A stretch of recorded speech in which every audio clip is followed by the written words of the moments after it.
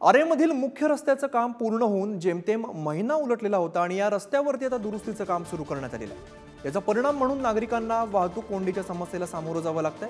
याविषयी बोलताना आरेमधील रहिवासी आणि सामाजिक राजकीय क्षेत्रात काम करत असलेले संदीप गाढवे यांनी नवीन कॉन्ट्रॅक्टमधून पैसे खायला मिळावेत म्हणून निकृष्ट दर्जाचं काम करत असल्याचा आरोप केलेला आहे। तर आरेमधील रहिवाशांनी सुद्धा याबद्दल रोष व्यक्त केला आहे।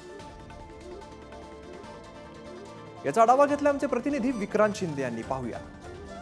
मुंबईतल्या गोरेगाव पूर्व मध्ये असलेल्या खरं तर आरे कॉलनी, आरेचं जे जंगल आहे त्याच्यामधला हा मुख्य रस्ता साधारण महिन्याभरापूर्वी हा जो रस्ता आहे तो बांधून पूर्ण झाला आणि त्यानंतर अगदी महिन्याभरानंतर आपण बघतोय की या रस्त्यावर पुन्हा काहीतरी एक काम सुरू आहे। रिपेअरिंगचं काम जे आहे ते सुरू असलेलं, दुरुस्तीचं काम सुरू असलेलं आपल्याला पाहायला मिळतंय।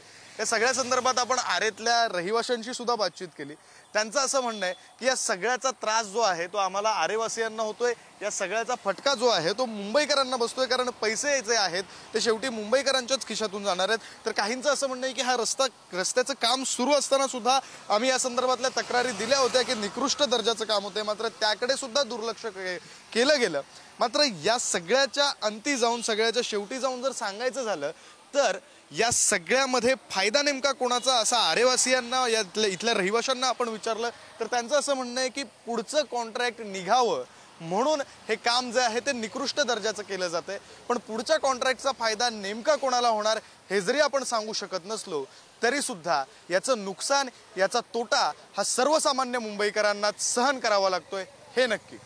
कॅमेरा पर्सन सुरेश सावंतसह मी विक्रांत शिंदे, पुढारी न्यूज, मुंबई।